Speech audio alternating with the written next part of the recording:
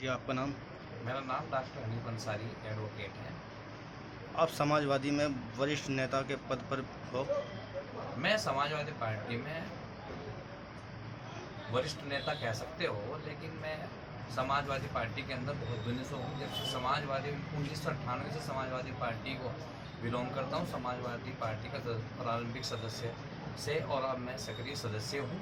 और समाजवादी पार्टी के अलावा भी मैं स्कूल भी चलाता हूँ और एक पेशे से वकील भी हूँ और इसी तरह एक अपना अखबार भी निकालता हूँ। पिछले लेकिन मैं सामाजिक कार्य में लगा हुआ हूँ।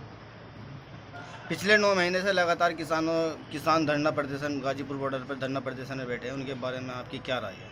देखो, धरने प्रदर्शन पर अगर किसान लोग बैठे हुए हैं तो उनकी देखो कुछ मांगे हैं। मैं ये नहीं कहूँगा, किसी सरकार का नाम तो नहीं लूँगा, लेकिन 9 महीने तक किसानों का बैठना, अन्नदाताओं का एक बॉर्डर पर बैठना, वो एक बहुत गलत बात है।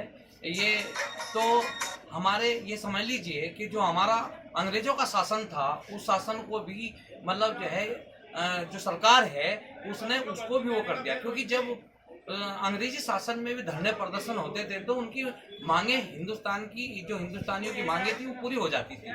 लेकिन मैं ये देख रहा हूँ कि तानाशाह सरकार है, और जो तानाशाह सरकार है वो तानाशाह सरकार को अन्नदाता के साथ ऐसा नहीं करना चाहिए। क्योंकि आज जो सब्जी, गेहूं, रोटी जो हम खा रहे हैं, गन्ना, गुड़, ये सब किसान की तरफ से ही आता है और किसान ही इसको पैदा करता है।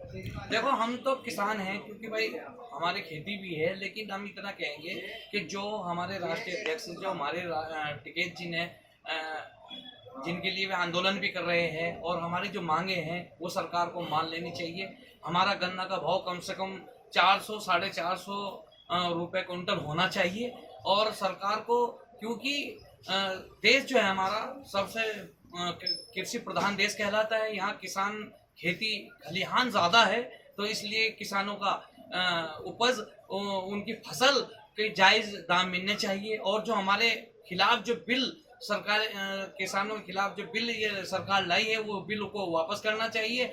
और मैं ये जानता हूं कि अगर सरकार ने हमारे बिलों को वापस नहीं किया और किसानों की बातें ना मांगे पूरी ना की, तो आने वाले टाइम में ये सरकार जो है, ये समझ लीजिए कि ये घाटे में रहेगी। सरकार तो रहा है, इस चुनाव में भी आप देख लेना। मैं आगे कुछ नहीं कहना चाहता।